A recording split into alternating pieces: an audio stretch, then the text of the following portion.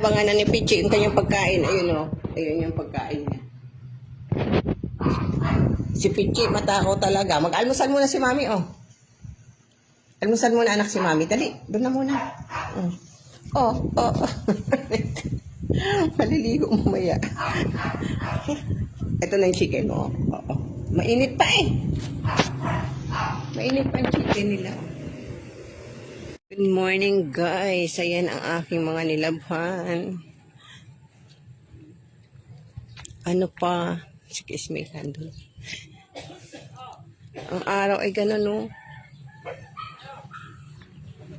Ganyan pa lang, oh. Ganyan pa lang. Alas 7 na.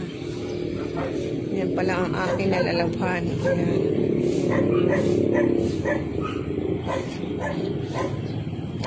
Ayan. Ayan, check. Check natin.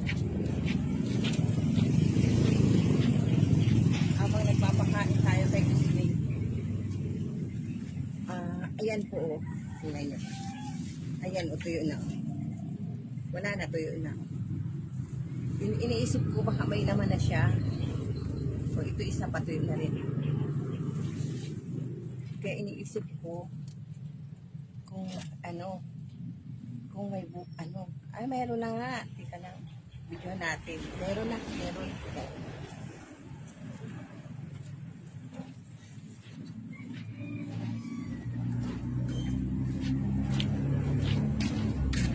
Closer look po natin yung pagkuha natin ng luya. First time po mag-harvest. Tingnan mo, talbos ko. Oh, ang lago na. Oh. Ayan. Ito. I-closer look natin. Ang hirap nung nag-iisa lang nagbibideo. Ayan. Para may dokumentaryo ako na ako ay nakapagpapalaman ng luya. First time ko din pong magpapalaman ng luya. Ayan, ang daming laman. Kasi, ito. Kasi po wala na rin akong luya. Ayan, oh. Ayan, may luya na tayong gagamitin. Kasi pansin ko na tuyo na siya. Oh, di ba? Isang gamitan na rin tong luya na to. Oh. Ayan. Isang gamitan na rin. So, hindi naman natin kailangan ng marami. So, ito lang muna. Ayan. Ayan. Ayan, oh, may nakikita ako. Ayan, oh. Oh, ayan, oh, may laman pa. Dapat pala, wag na po munang dilig-diligan. Pag, ano, pag meron ng, pag namamatay na, ayan, oh, parang may tubig siya. Oh. Pero, ano, magagamit na to. Kusa pala siyang namamatay na nag-ano, nabubulok. Pag ganito na po pala ang dahon, dapat anihin na. So, ayan. Ayan, guys. Yung naani nating luya. Linisan natin. Ay, talagang gulo ng buhay. Ano po?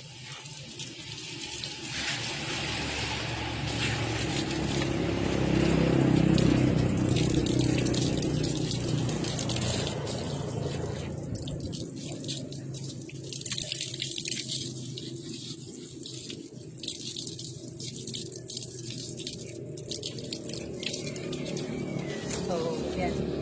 Kitang-kita na.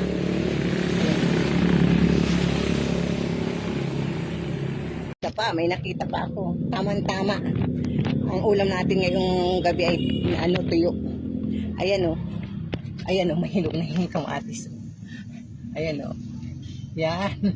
Anihin natin. Si kamatis. Dalawa. Dalawa na. Tatlo. Ang sarap nito. Wala akong dalang lalagyan eh. Nung wala ka kasi ako ng luya, yan. Isa pa. 4. Ayan. Wala na ba hinog? Ayan. Siya, naka-4 tayong kamatis. Maganda yan sa tuyo. Ayan. Kita na.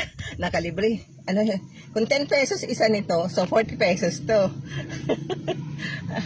O, diba? Naka-anin na tayo. Naka-save tayo ng kahit pa paano ng ano ay ng 40 pesos. Tapos yung luya na naani pa natin. O, diba? Pagpalagay yung luya na yun is 20 pesos. O, diba? 60 pesos din. Ayan, o, katuwa. O. Kasi ito yung ulam kong mamaya. O, ayan. Sinong relate sa inyo? Ang atis nilalagay. Ito harvest ko kanina umaga. Ngayon, hinog na. Oh, tingnan nyo ha. Kasi naman, ang hirap mag-video ng iisa. Teka lang. Hello guys, sinong relate? Nilalagay sa bigasan yung atis. Ito na harvest ko kanina umaga. Nilagay ko dito sa bigasan para mahinog. Laki no? Yun. So, ito hinog na. Kanina hilaw-hilaw pa to eh. Nilagay ko sa bigasan. Ngayon, hinog na. Oh. Ang tamis. Oh, diba po?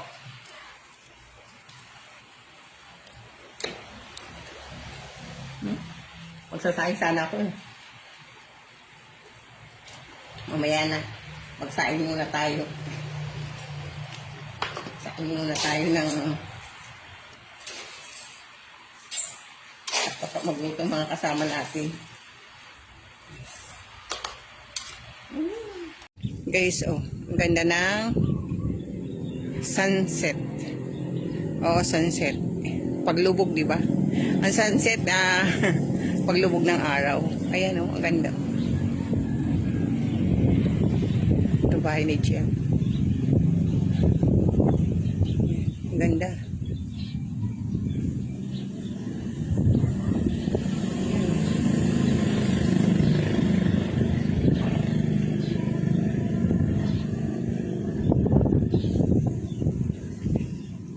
Ito yung pagbaba ng rooftop.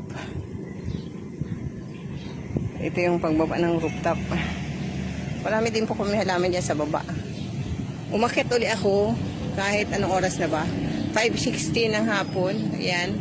Ang ating paglubog ng araw. Napakaganda. Kasi tingnan mo, oh, may maliit pa doon yun. Ayan. Mukhang uulan mamaya. Kasi yung papaya dito. Yung papaya po dito, inalis ko. Inalis ko dito kasi pag akyat mo yung kaagad papaya, ang mabubungaran mo. Inilipat ko dun. Dun ko po siya inilipat. Yun. Yun. Doon ko na lang inilipat. Itinali ko na lang dun. Ayan. Para naarawan siya mabuti. Yun. Yan. Dito, yan, dito sumisikat ang araw. At doon naman siya lumulubog. Ay, doon mas maganda pala dito. Shout out sa bahay ni Maring Susie. Maring Susie, ang ganda ng ano nyo, Christmas light. Mamaya, videohan ko. Ang ganda ng pakagawa ng iyong, bilas. Bilas ba yun? Oo, bilas. Ayan. So, dito muna tayo sa rooftop. Chill muna. Kasi maaga pa naman. Wala pang 5:30. Pagbaba natin 5:30. Magluluto tayo. Yan lang guys.